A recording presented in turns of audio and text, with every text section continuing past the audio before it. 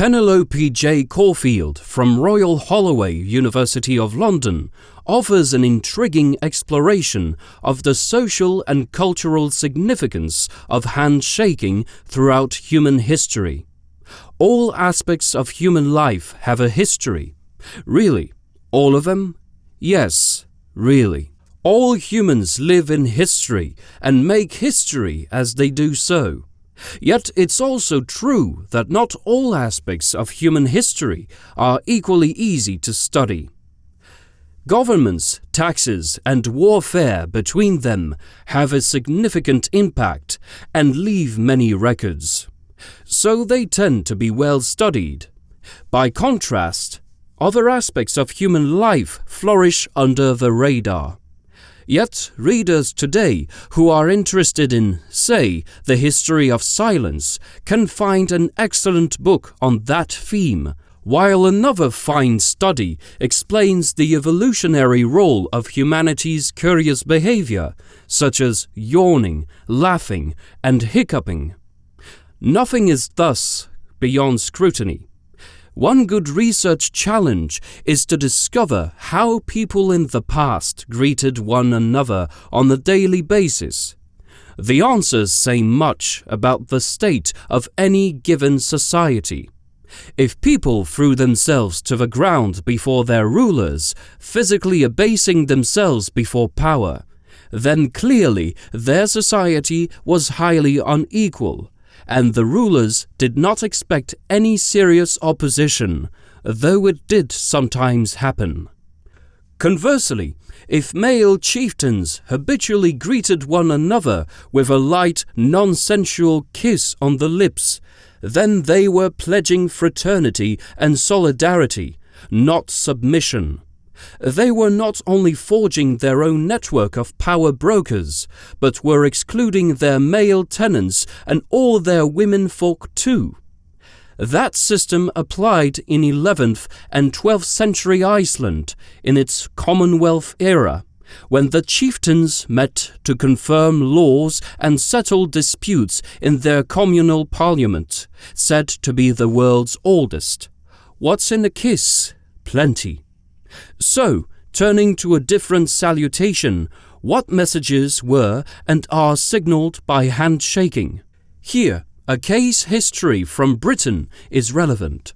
The 200 years from the late 17th to the late 19th centuries witnessed a massive social, urban, and industrial transformation. And it's no surprise to find, in parallel, notable adaptations in people's daily salutations. Evidence for such matters remains patchy, and the standard etiquette books provide little help since they focus upon traditionally correct behavior. But a picture can be assembled by putting together fragmentary references in letters, diaries, plays, and travelers' accounts. Old-style greetings did not disappear overnight. Men continued to remove their hats and bow to their social superiors, while women held out their skirts and curtsied. Those customs were strongly upheld at the royal court and in gatherings of polite society. Yet, in Britain's increasingly crowded towns, the formality was being reduced. Men removed their hats very briefly, or touched the brim with a casual salute. Women, too, began to give little bobs, rather than the deep curtsies as required at court. A rival and very different form of greeting was becoming socially visible. At first, men and then women, too, began to shake hands when meeting. Not all followed suit. Monarchs, then, did not shake hands with their subjects. Noblemen were also cautious about acting too familiarly with their inferiors. Some fastidious people complained that handshaking was unhygienic. But the custom continued to spread inexorably, especially in the growing towns and industrial regions. In a myriad of daily meetings, people could not immediately gauge who was superior to whom. A brisk handshake settled the matter courteously. By the way, it should be stressed that handshaking was not invented in Georgian Britain. The custom had a long back history. It was regularly used by diplomats when two royal representatives met, and neither would kowtow to the other. It was also used by two gentlemen before fighting a duel to signal fair play. In both England and Scotland, plebeian men of roughly equal status often shook hands upon first meeting. Two new groups, then, massively boosted the custom. One was Britain's merchant community. As trade expanded, many traders across Europe and North America were becoming accustomed to shaking hands to confirm a deal. The gesture bridged across potential political, religious, cultural, and ethnic divisions, and it slipped easily into use for daily salutations.